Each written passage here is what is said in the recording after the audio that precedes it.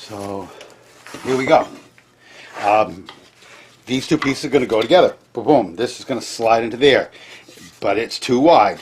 It's because it's got to get trimmed off, finish the plow out, trim it off there.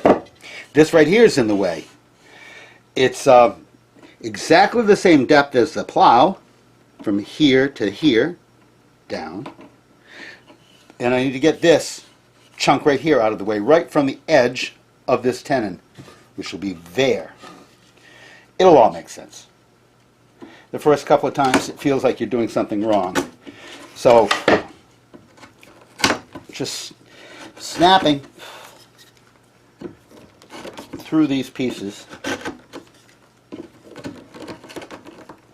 right down to that edge. Now, we don't have a clue as to how the grain's going to run,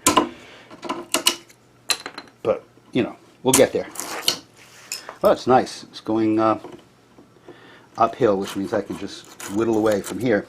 All right, now I'm trying to connect this surface right here from the plow to this surface right here on the fillet on the thumbnail. So I'm going to just put a pencil mark here so you can see it a little bit better, and a little pencil mark there so you can see it a little bit better. And that's what I'm doing. I'm lining those two things up and getting the stuff that's in between out of the way.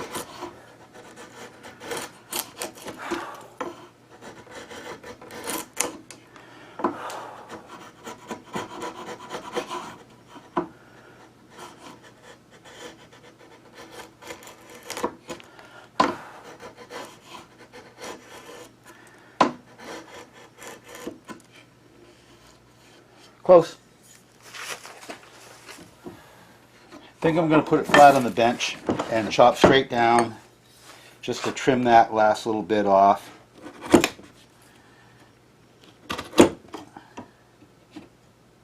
It's a little easier for me to see here. And not for you, I got it. Sorry. You can sort of imagine what I'm doing, right? There you go. So that's trimmed now. I like it. Now, this part's done. I can set it right in here where it will be held firmly, and I won't have to go chasing around for it. Now, this right here, similar thing. I've got to get rid of some excess wood. I'm going to start out by doing it right here at the edge of the tenon, and do that same sort of chop down, chop down, chop down, slice over.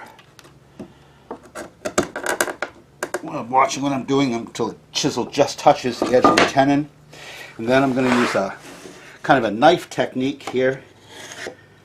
That went the wrong way. Pardon me for a second.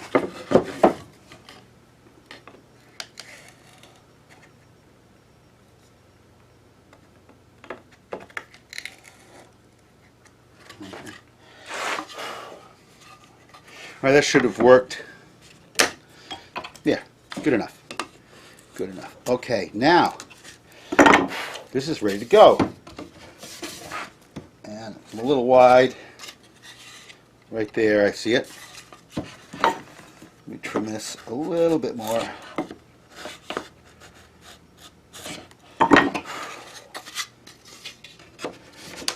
All right, from that, we'll go down into there. It's a little tight. It's a little tight. Let's why is it so tight? Let's look for things that are making it tight. Rub marks, shiny rub marks. I don't actually see a lot. So next we'll just pass this across here. And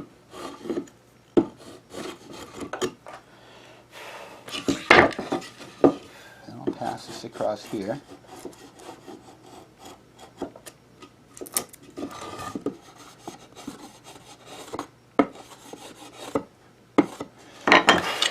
Now, better.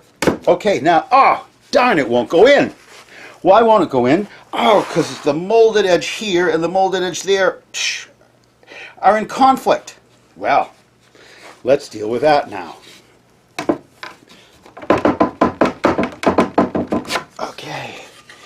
Now we're going to cope. And I'm going to cope this piece out. Now the trick here is if I cope this piece, when this piece shrinks, how should I do this? I mean, the tradition is to cope this piece. Because when this piece shrinks, there we go. When this piece shrinks, that cope surface will stay covered. When this piece shrinks, it'll be pegged right here, so they're going to stay tight. If I cope this one, when this piece shrinks, there'll be nothing to stop it from showing a gap. So this is the one that I cope. It's the easiest one to cope. I happen to have an in-cannel gouge, in-cannel, sharpened on the inside, which is different from a regular traditional gouge. This is a fishtail, but nonetheless, this is sharpened on the outside of the curve. This is sharpened on the inside of the curve. This allows me to cut a curved piece out of a piece of wood. Boom, boom. So that's my next mission, is to cut this curved piece out of this piece of wood. And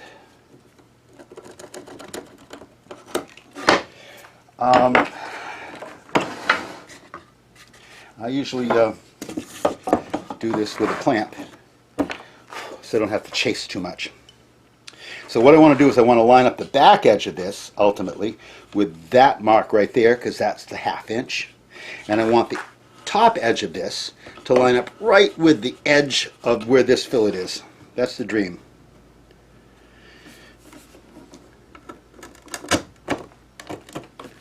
And let's face it, if it's overcut a little bit inside, like there, only you and I are going to know. And that will be fine. I won't tell anyone.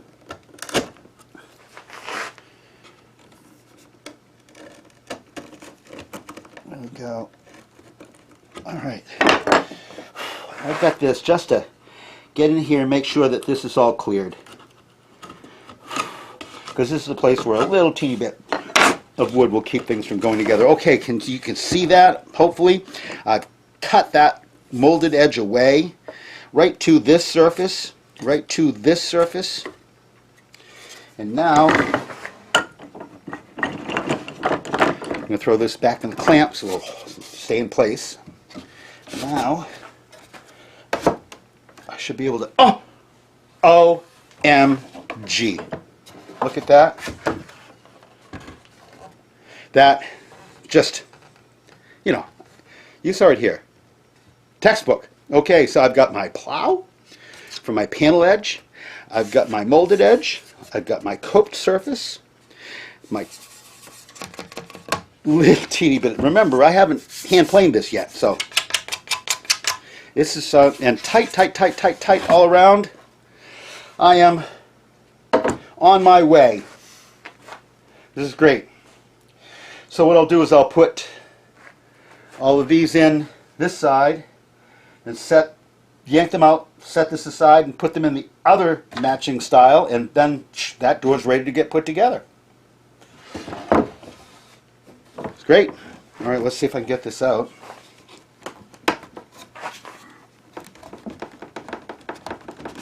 There it is. Snug. Snug, which means the door will be tight, which means the door will stay, not sag, and all of those things. Wonderful, wonderful things. Okay, so let's move on down to here. This will be a little bit different for you. This one's different because it's got a cope at each end. So I need to clear this chunk right here of molding out. And I'll use that same whittling technique.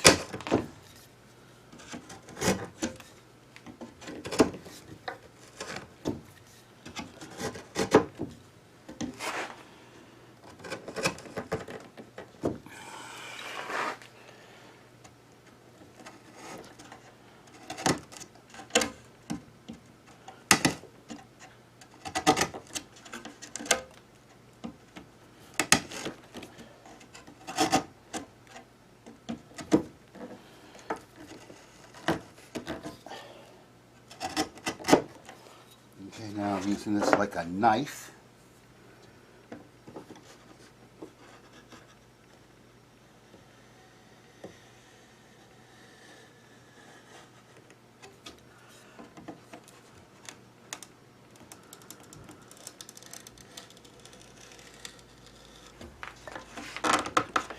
That should about do it.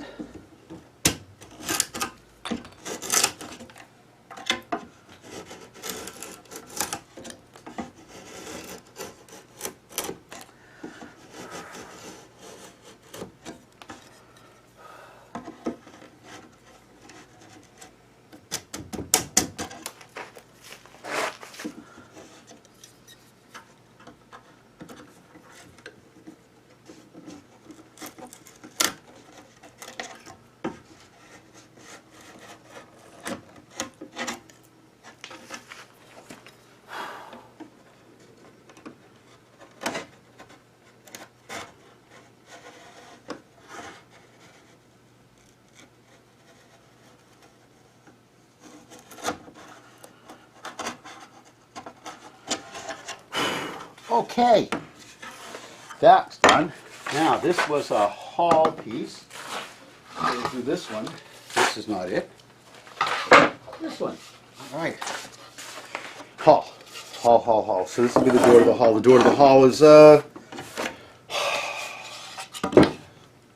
1/8 of an inch narrower than the door to the buttery.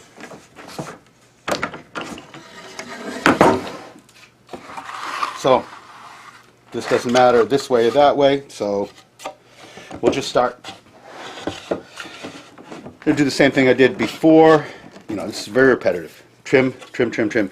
Can't go wrong. Everything is already marked out because we took our time and made our tenons, you know, so that they fit. We made our plows so that they'd be 1/2 of an inch. We made our thumbnail molding so it would be 1/2 of an inch. We made our offset from the front and to the back. All, you know, according to Hoyle, as they say. All right, that's that one. Let's cope it right now while I'm looking at it.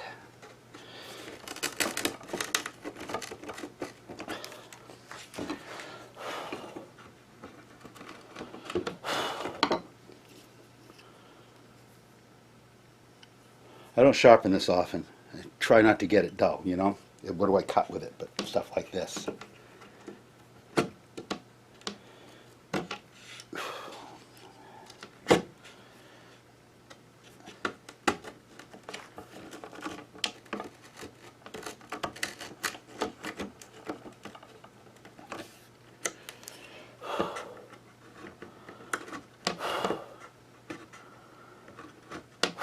Anyway, you can imagine if I overdo this a little bit, it won't matter, right? Because no one's going to see that. So there's that edge. Oh, come on. All right, now.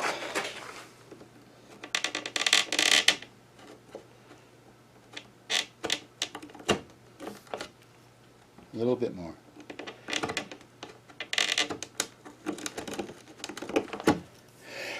Okay, good, good. That came out really well. A little ragged. Okay, could have been better. It's not perfect. It's a door. You know, by a vowel. Okay. Chop the corner. Chop, chop, chop.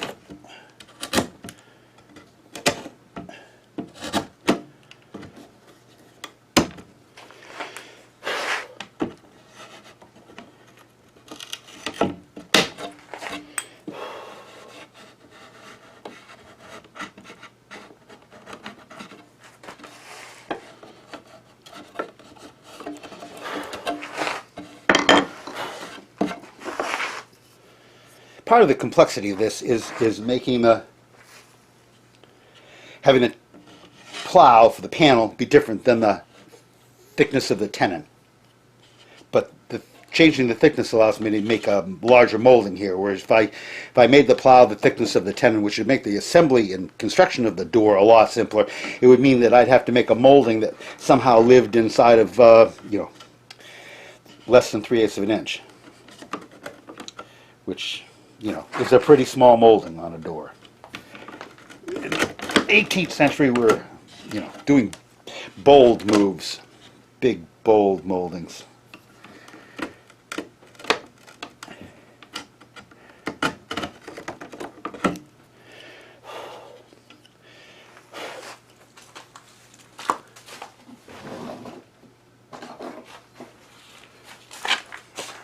I frequently raise a little bit of a burr on this, and I do a little bit of turning and use that burr as a kind of like a saw.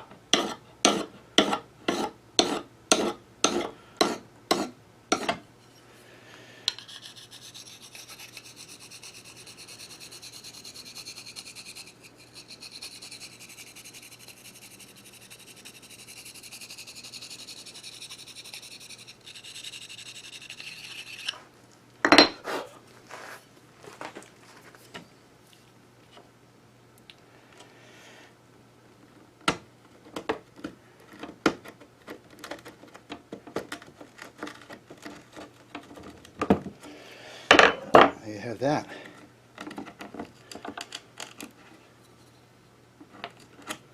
Come on.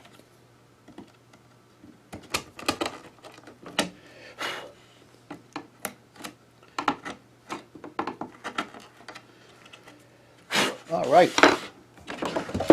Slide that door back in here, the stile.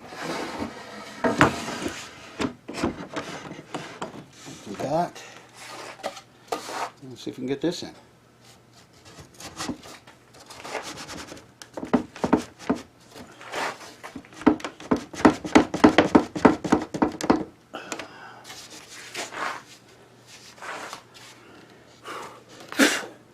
Huh.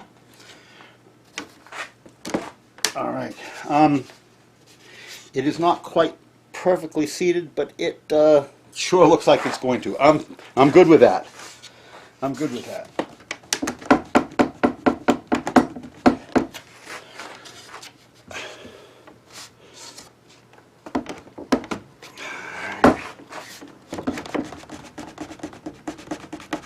There we go. Gaining all the time. Let's flip around. It could be I'm holding up on that.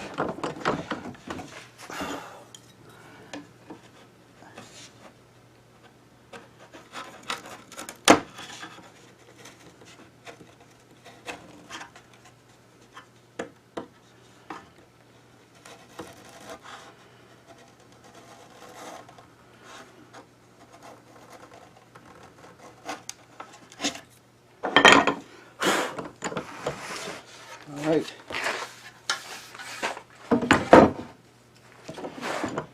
And now this. Same thing.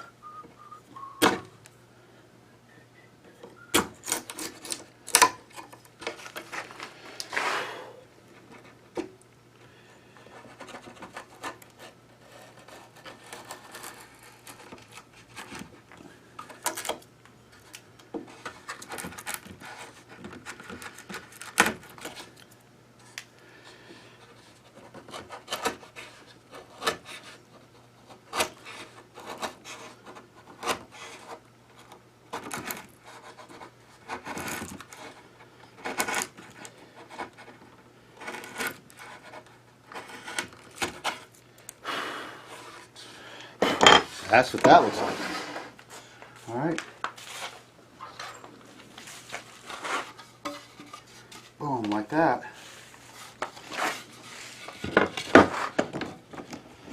So.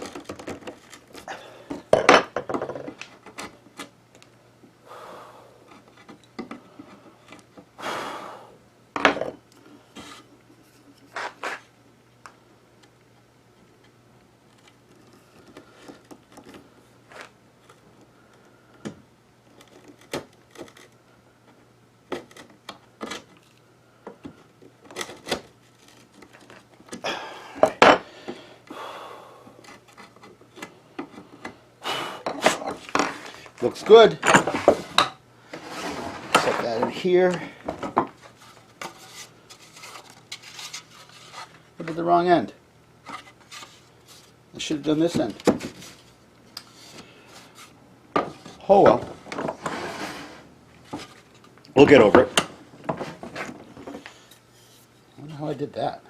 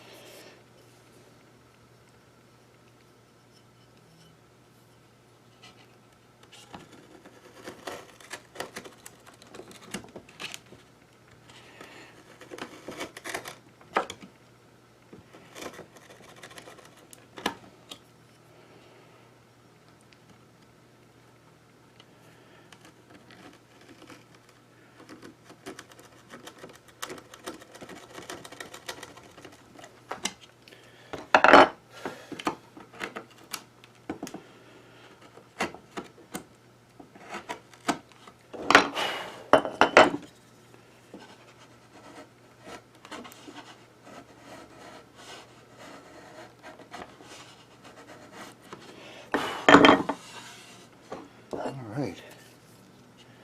Almost.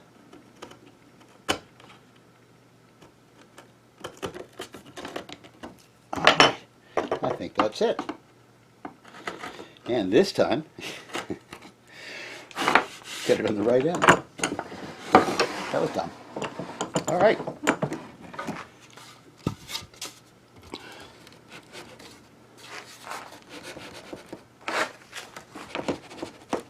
Oh, that's snug. That's too snug. Too snug. All right.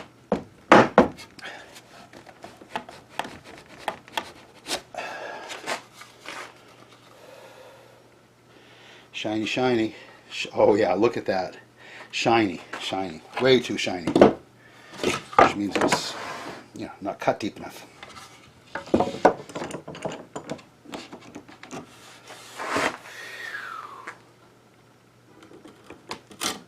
For whatever reason.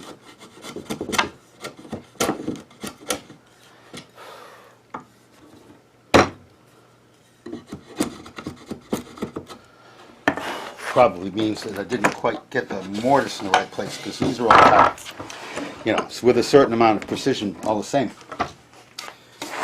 Anyway, it's really okay, because when I actually put the doors together, I'll be drilling holes and driving pegs in to secure the tenons from coming apart, and then also driving in wedges to secure the tenons from up and down and pulling out. So I don't particularly care to that degree how tight, how tight the tenon is. That's just beautiful. Just beautiful. Nicely done. I can't wait to see how these doors are going to be done when they pull together. You know, I will, but it's like I won't even need to put pegs and wedges in them. They're snug. All right. We'll move on, get the other side. It'll be much the same.